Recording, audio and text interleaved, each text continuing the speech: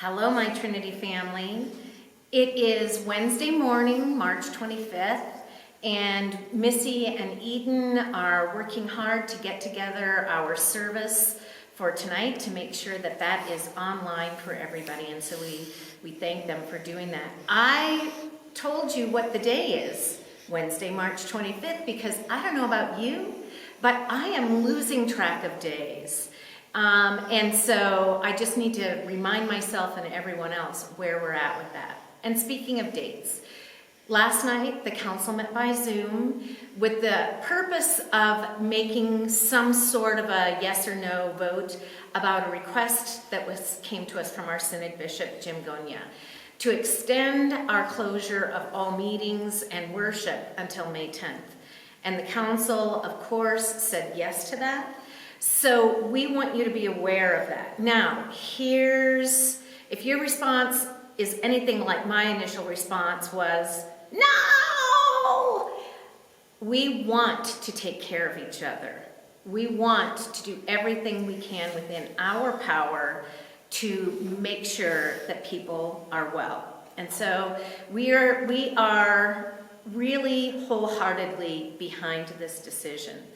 The problem is Easter. What are we going to do on Easter? So Sue Ross, our council president, had a great idea that we are going to take that ball and run with it. So on Easter Sunday, and you will get all kinds of information about this, on Easter Sunday we're going to have drive-in church here at Trinity. We're already figuring out and it's a good thing it isn't just Missy and I planning this, because our staff is helping with the details that we would not even think about. But we're excited about it. We think it'll be really fun. We think it'll be a great experience. So I want to give you a heads up about that. The other thing is that there is a constant contact that will be coming with lots of info about Easter and the other things that we are going to continue to do here to help us to stay connected. So one of the ways that we're doing that, and I think this is great, is the Women of Faith were really missing each other, really missing getting together. And my hat's off to these ladies, because they made the decision that tomorrow they're going to have a Zoom Women of Faith meeting. Now, ladies, you know I love you, but this is going to be hilarious. We've been doing a lot of Zoom meetings around here. My family and I did a Zoom virtual happy hour this weekend together, and all of them involve lots of, Sandy, you're muted. Sandy, I can't see you. Sandy, you did this wrong or that wrong. So I think it's a great way to try to stay connected. And one of the things that we did even at our council meeting last night, we took the time to check in from each and every person. How are you doing? How is it going? How are you feeling? And that's super important for us, because the longer this goes on, quite frankly, the harder it gets. And so please check in with each other. A reminder also that I'm continuing to pray through the directory. So I pray for 5 families. I just started an A and we'll go to Z. And every day I'm emailing those families just to let them know. You may have gotten some of those emails. I'm praying for you, and if you have any particular prayer requests, please let me know. The other thing that we are going to be working on doing, because so many people have felt a desire to join the other prayer warriors at Trinity. And so we have a prayer team. There's nothing secret about it, but we were trying to figure out how can we maintain people's anonymity, if that's what they would like, and we really don't want it to be a public thing. So here's the deal. If you want to be on the prayer team, please contact the church office. Sandy Helgeson, our office manager, will put you on that team, and you will get the email along with everybody else who's already on that team. I say, when it comes to prayer and most things that we do together as a community of faith, the more the merrier. So everyone is welcome to do that. And you will also be getting a constant contact tomorrow that will tell you more about this as well. I also just want to say thank you to all of you. Thank you for your incredible loving care and support of each other and of your staff. I daily, I'm sure Missy is also, am getting emails. How are you doing? What can we do to help? We love that about who we are. So keep it up.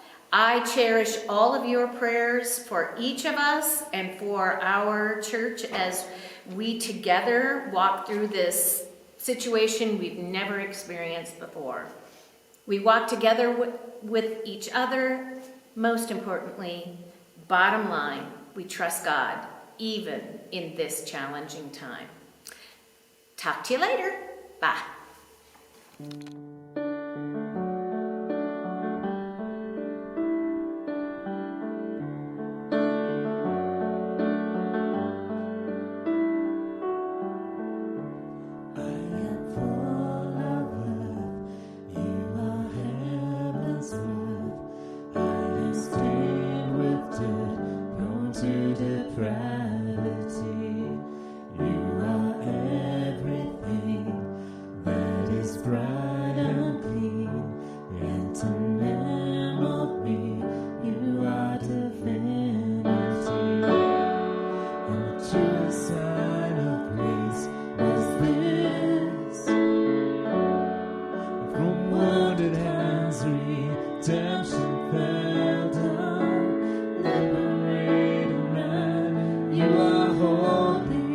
Holy,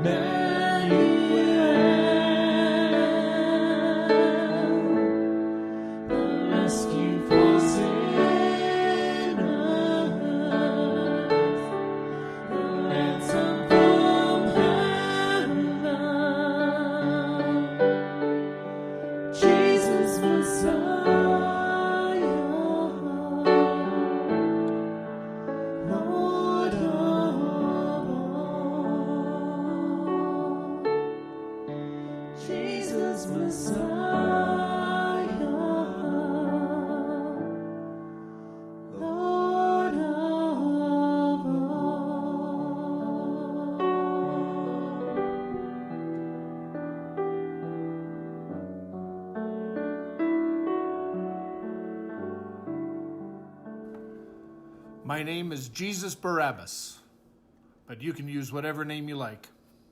I was part of a rebellion against the Romans that failed, but I was able to kill a few of them before they captured me. Jerusalem knows me. I'm a hero in the eyes of many of my people. Now the Romans were going to make an example of me, a leader of zealots.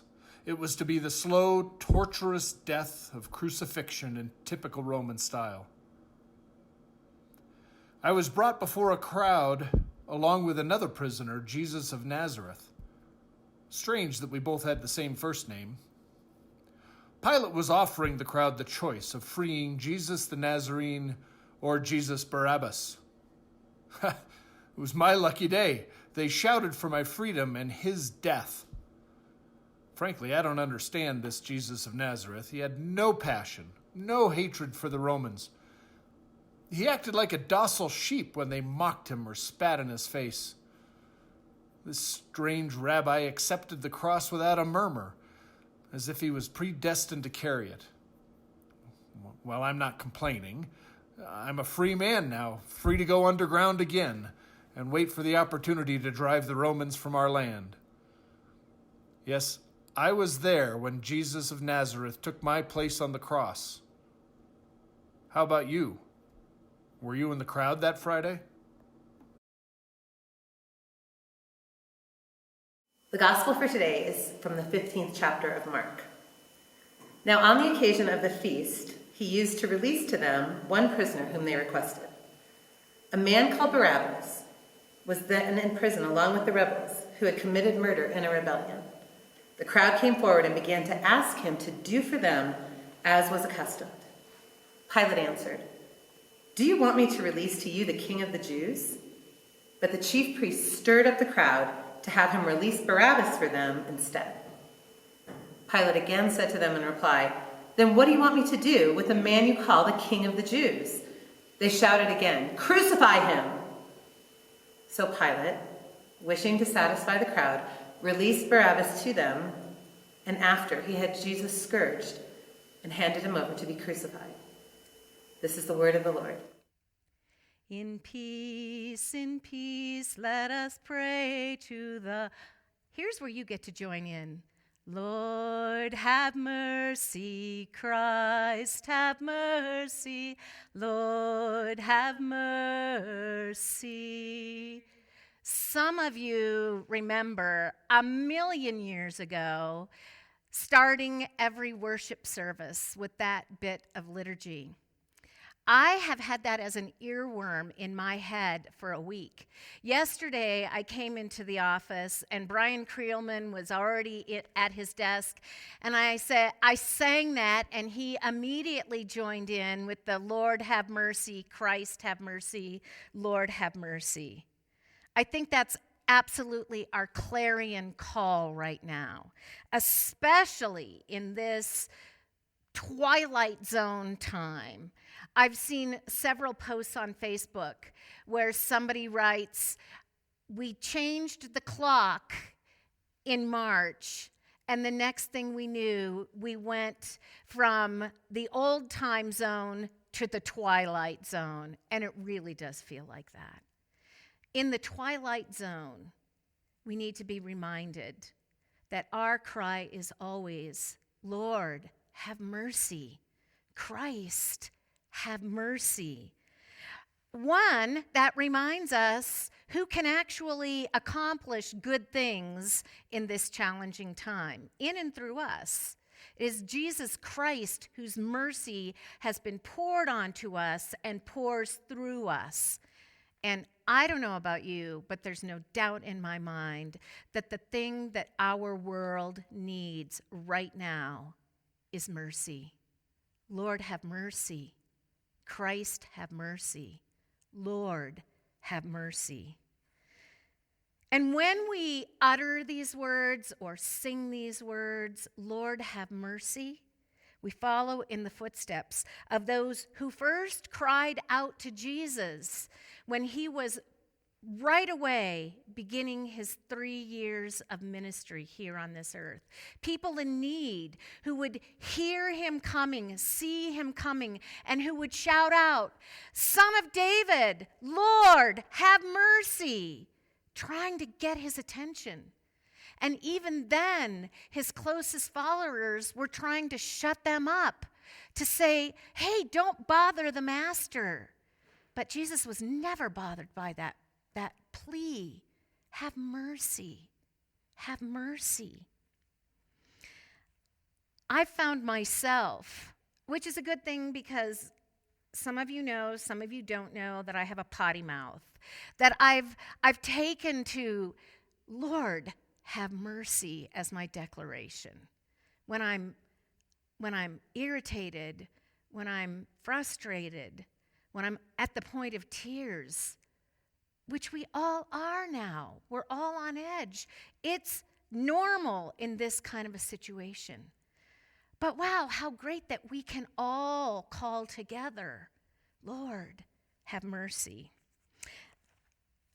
You know, I love words, so I had to look up the definition of mercy and the etymology of that word. And I found some interesting things. Here is Webster's Dictionary's definition.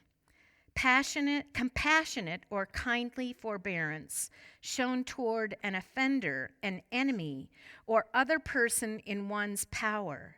Compassion, pity, or benevolence. The discretionary power of a judge to pardon someone, to mitigate punishment, especially to send to prison rather than invoke the death penalty. I just found that fascinating.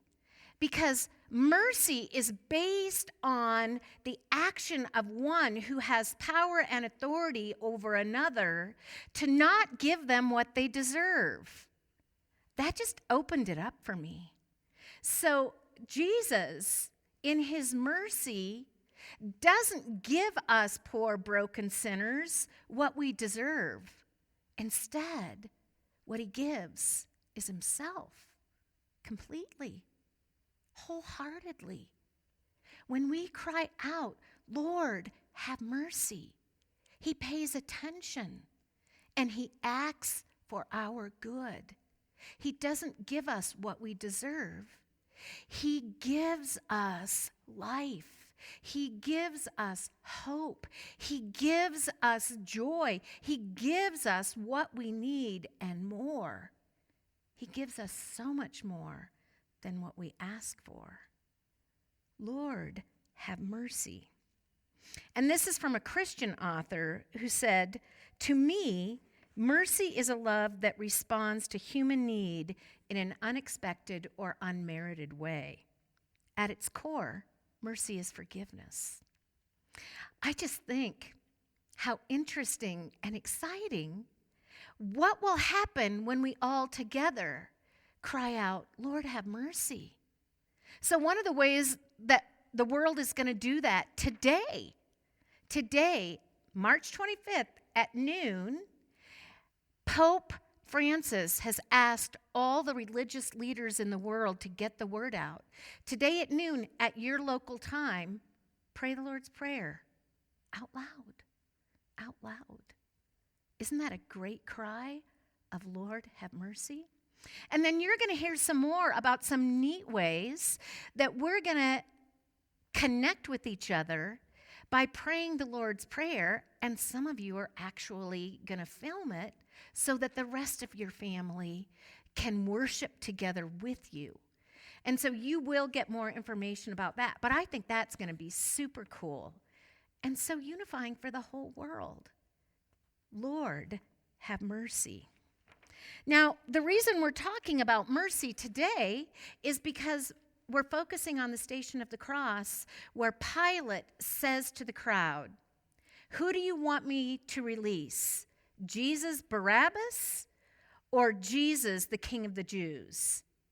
And the crowd, as you know, wants Barrabas, who was an insurrectionist, that's a hard word to say, who was a person who was trying to overthrow the Roman government that was occupying Judea at that time. And he was trying to kill and get rid of the Roman rule. Well, of course, the Romans didn't like this. He was caught, he was thrown in prison, and he's about to be crucified. He's about to be made a very public example of here's what happens to you people when you go against Roman authority. And Pilate is playing with the crowd when he says, hey, you get to choose. Who do you want me to release? Who do you want me to show mercy to? Barabbas or Jesus? And of course, we all know what happens. The cry grows louder and louder. Crucify him, crucify him, crucify him, crucify him. Not Barabbas, but Jesus. And Pilate washes his hands, very symbolically saying, it's not my fault. It's not my responsibility. You told me to do it, and I did. Strangely enough, Pilate is showing mercy. Now, we don't like the kind of mercy that he shows here, and we don't like that it seems really disingenuous.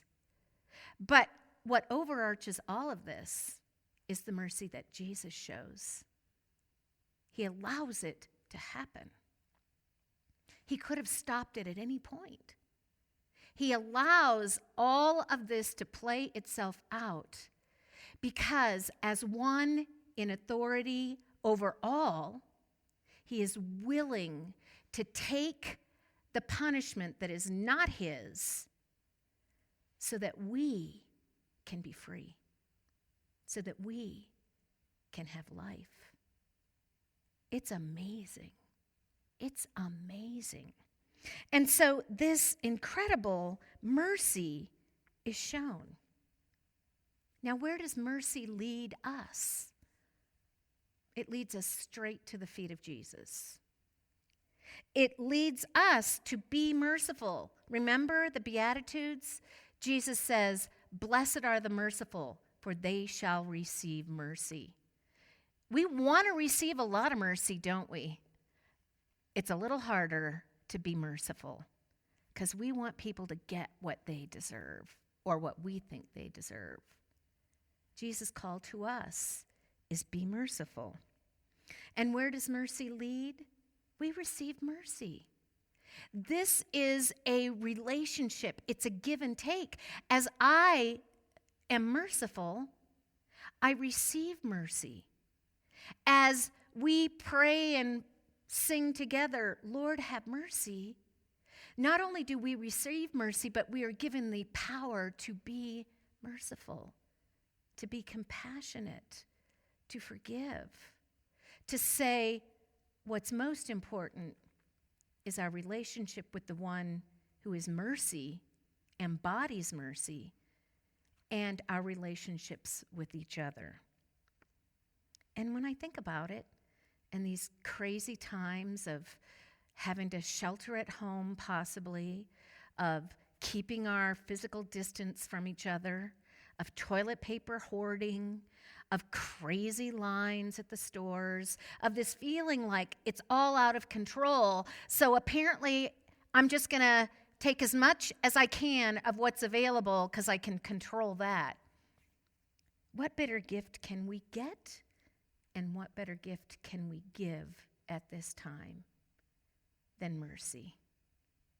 We continue to pray together. Lord, have mercy. Christ, have mercy. Lord, have mercy. Amen.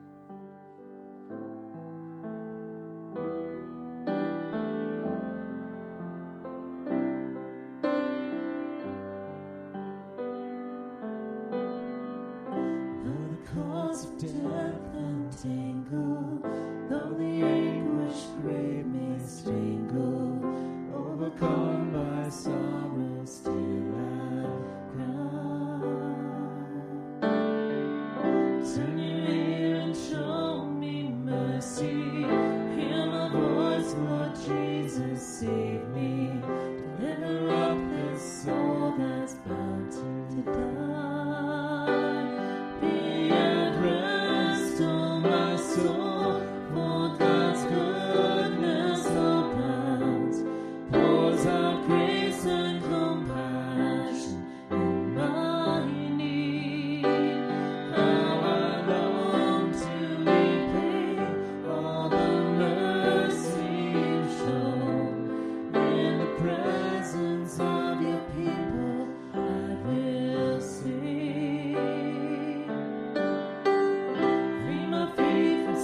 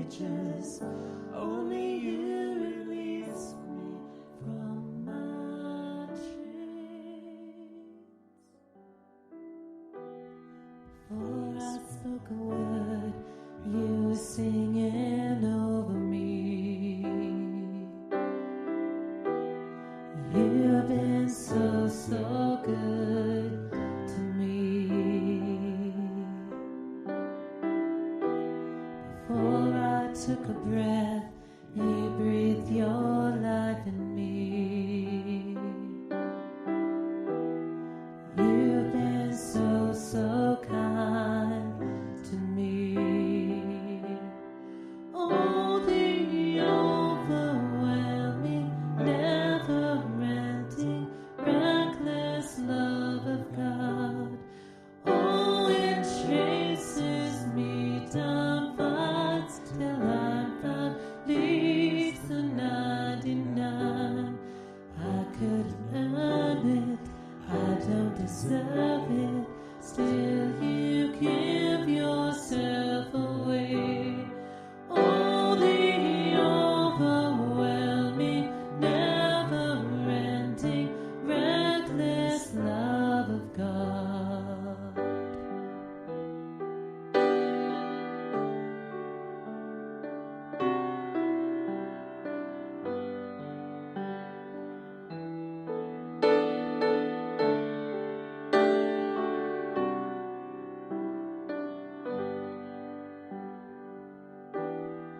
I was your foe, still your love fought for me.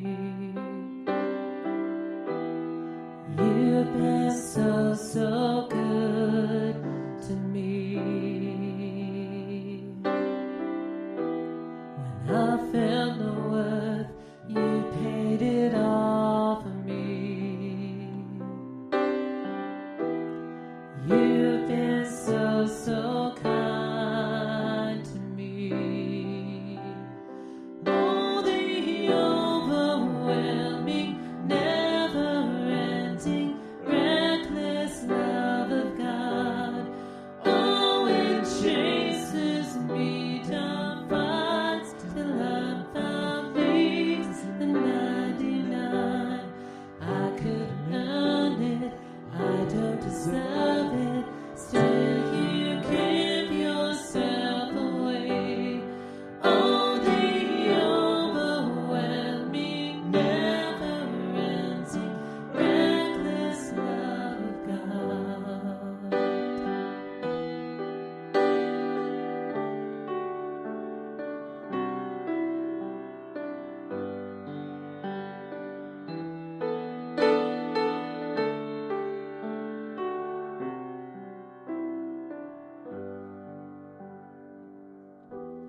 Through shadow you won't light up, mountain you won't climb up, coming after me. No wall you won't kick down,